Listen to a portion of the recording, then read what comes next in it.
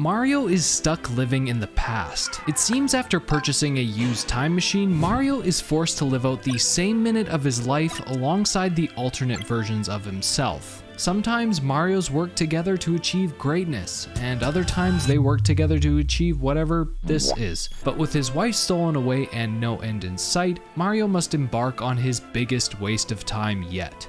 And subscribe for my biggest waste of time yet. To prevent soft locking, the time loop operates a bit differently in Cap Kingdom, meaning the time clones actually follow present Mario, which leads to an interesting effect much like playing Mario Odyssey online, except you're offline and have no friends. At one point, I literally played a round of hide and seek with just myself. Wait, I can see the CJ title now. Mario Hide and Seek just got depressed. Besides the mental anguish of watching his past self die repeatedly, Mario's clones didn't impact Cap Kingdom too much. I can't say that for the next kingdom though. So after fooling around, I headed to the top of Top Hat Tower, defeated Topper, and left my past behind. In Cascade Kingdom, the space-time continuum seems to restabilize, allowing Mario to use the Chain Chomp to collect the first Power Moon. Mario and Cappy then make their way over to the T-Rex to perform And that's it, we restart now. That's right, Mario was sent back in time, starting with 0 moons, and now must set off with his past self. Cappy's confused, I'm confused, Mario finally has an explanation for never aging despite being a middle-aged plumber for over 40 years, but then I had a brilliant idea. Normally, to get to Madame Brood in a speedrun, you would use this dino to perform something called Dino Skip, or do a series of extremely precise jumps here to skip Dino Skip. A dino skip, if you will. But by using Mario's time clones as stepping stones for the future, I could attempt the world's first dino skip. By jumping on top of previous Marios, Mario could slowly build up a Mario ladder. To the local inhabitants of the kingdom, Marios would seemingly materialize out of thin air. At times, the present Mario would be trampled down by his past failures, but with some persistence. Come on, boys. Yes! We did it! I gotta get the checkpoint. No, go. I'm not gonna have enough time to get the checkpoint. Come on. Damage boost. Please. No! No! Are you joking? And to make matters worse, the increasing Mario count was beginning to cause more difficulty due to the absolute clusterfuck of plumbers. There's just too many Marios. Wait, I'm supposed to be the one at the top. You idiots. After exactly 1 minute of trying, I finally managed to make it up to the top once again, this time capturing the checkpoint. And despite having less than a minute to defeat her, I managed to beat Madame Brood on my first try. Let's go. That's large. I mean, the accomplishment, not Madame Brood, obviously. Multi-moons only count for a single moon in this challenge, so with a few more loops, I grabbed the one on top of the rubble, above a high cliff, and through the rocks. All that was left was to wait for my past self to defeat Madame Brood, and there it is! The first few moons in Sand Kingdom are straightforward, but the kingdom becomes increasingly bizarre. Like how a past Mario was in the shop, despite this being my first time in there ever. Next up, this little Mario went to the dune, this little Mario went to the checkpoint, and this little Mario went gambling. The Tossed Arena Ruins checkpoint meant I could warp at the start of each time loop, which saves a ton of time, allowing me to get 3 Bullet Bill moons in a row. In fact, Mario was making so much progress, he took a break to observe all of his hard work. The checkpoint strat was paying off big time, leading to a bunch of moons stacked up by a few more time loops, including just barely grabbing this moon at the top of the tower before time resets. Let's see if we can catch up. Oh. That was so close, what? Mario was absolutely speedrunning this place, heading to the oasis where he cheers on future Mario, grabs the note moon, goes back in time, thank you past Mario, gets the ground pound moon, go back in time, get a Jaxie, back in time, get a Jaxie, back in time, Jaxie, make art! Huh. So that's what riding a Jaxie looks like. The last moons were simple, but I just barely missed the window to power up the Odyssey, so Mario was forced to reminisce on all of the challenges he's overcome, like collecting moons and identity crisis and gambling addiction. Ignoring the 16 versions of himself who completed all of the work, especially this one right here, Mario sets off again, this time for Lake Kingdom. one Mario grabs the moon in the sand, another Mario grabs one in the hidden passage, and the third Mario got two using a Cheep Cheep. The fourth Mario, however, sent everyone into a dark timeline. This is cinema. Next, I beat Rango in my first time loop, of course, but 3 moons were still remaining. The Note Moon was an easy loop, the cap challenge wasn't bad given the checkpoint, but the treasure in the spiky waterway, ooh, that one was... No! Luckily, Mario had some company to wait for the next cycle where he could... This is together... Wait! And after another awkward minute of waiting, Mario leaves for Wooded Kingdom, where things get goofy big time. Get it? I start with some easy moons first. Mips in the Rock Moon in one time loop, the Nut in the Tunnel in another loop, and the third loop for the Nut on the Cliff, along with this insanely tight timing on grabbing the checkpoint.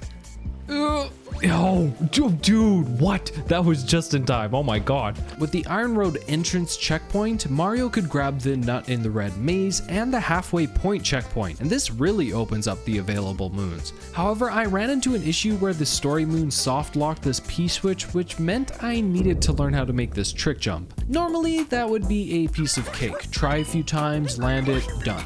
The problem here, though, is I have to fight against myself to even find an opportunity to jump.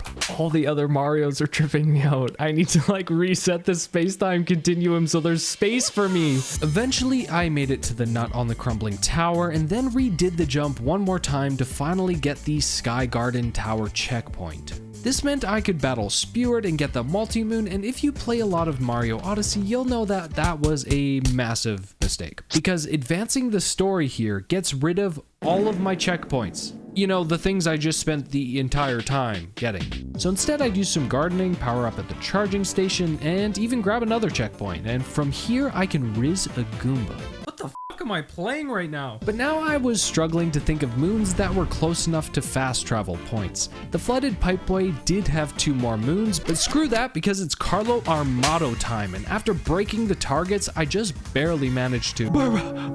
Yeah, that one hurt. After bonking, I realized there was just a checkpoint up there, which made this easy, except for when past Mario just about ruined everything. I must get it right now. There's no way I don't. The other Mario! Other Mario, f you, get out of my way, other Mario. It took a couple tries, but I managed to make it back over to the Sky Garden Tower where me and the boys managed to get another Nut Moon. But getting the Uproot Moon required precise timing. There's definitely a metaphor hidden somewhere in here about moving ahead of your past self, so it felt really fitting for me that the successful attempt actually just missed the jump altogether and got a way easier moon down here instead. Cloud Kingdom is a kingdom that definitely exists in this game. The squad takes out Bowser, but Mario's dementia kicks in and he accidentally crashes that shit into a lost island. Honestly, once one of the Marios grabbed the checkpoint atop the mountain, most of the moons here were easily accessible. Like, kind of trivial, honestly, I don't know. And besides multiple Marios killing themselves, there was minimal trauma before they sent off. They put the moons in the Odyssey, leave them behind, butterfly effect, blah blah blah Metro Kingdom. Here there is some crazy Mario lore to learn about. Yeah, that's right, mods have lore now. At first, Mario goes about his regular any % route, getting the first 3 moons no problem, and even snagging bench friends before he finds himself back at the Odyssey. He rushes to talk to the mayor, who somehow gaslights him into thinking getting a band back together will be beneficial to saving his wife, but then he sees it. A version of himself living a normal life. No demonic turtles kidnapping loved ones, just a guy walking to a coffee shop.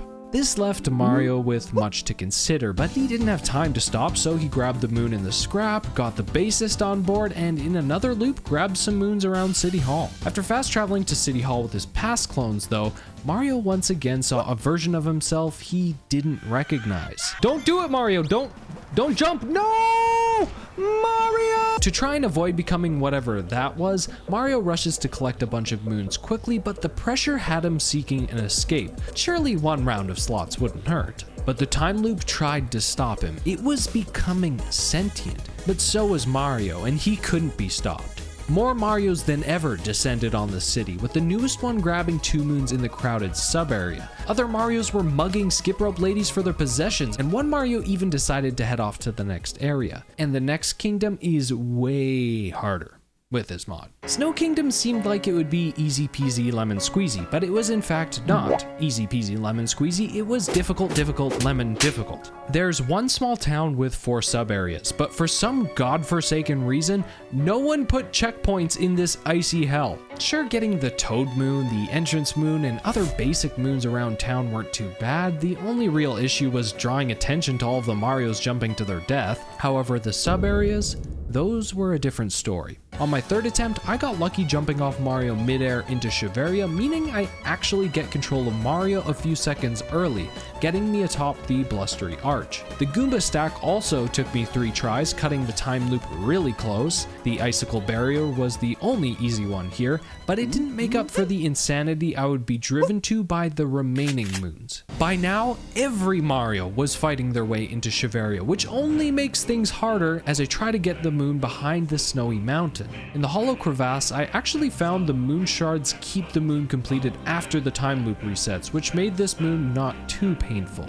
After all of this, one moon was remaining and I tried everything. Speedrunning the treasure in the ice wall, jumping on ice walls, making walls of Marios. At one point, I just gave up and started learning Snowdram. Even this became insanely frustrating as I had to wait in line behind myself. I didn't expect Ice Kingdom to be so hard. What is this? But then I finally found hope in the Gusty Barrier Moon. It was looking like I would be able to get it, and on my 5th attempt, yes! Oh my god, I didn't think I was gonna get that. I was so close, in fact, that the UI didn't even have time to load before I was reset, and this was secretly a disaster. Past Marios obviously follow the path you took last, but the problem is that they also collect moons at the time you collected them in the time loop, which means I have exactly 3/60ths of a second to register this moon in the Odyssey, and I spent probably over 20 minutes trying. And then the clone who grabbed the moon was just overwritten, letting me keep the moon. It's been 3,000 years. Seaside Kingdom was a great time. Every version of Mario got to enjoy the sun and the beach, and the any percent route was mostly unchanged. With a few checkpoints, I could hit up all the usual spots, and I even had enough time to hit the out of bounds clip. I always love this one. It's so easy, but you feel like an absolute Giga Chad whenever you hit it. Collecting everything here was a breeze, and before long, I left as quickly as I came, and I come really fast. Wait, there's Mario in the background. Luncheon Kingdom had some good times, some bad times, and just other poor time-related puns in general. And speaking of bad times, Spirit is basically Sans now. Yep, that's right, it's 2025 and we have finally found a way to make Spirit hard. It's alright, Spirit, I know it's a condition. Mix together a boss fight with barely enough time to beat it, and my initial half-assed attempts, and you get fucking Mario Time Loop Battle Royale. Look at this! Eventually I get my Victory Royale, move on to Piranha Palace, and start actually collecting moons. The Magma Swamp sub-area, multiple moons throughout the town area, and the checkpoint in the moon on the Salt Pile Isle. Even the Fork sub-area wasn't too bad despite the time requirement being surprisingly tight. Everything was going perfectly.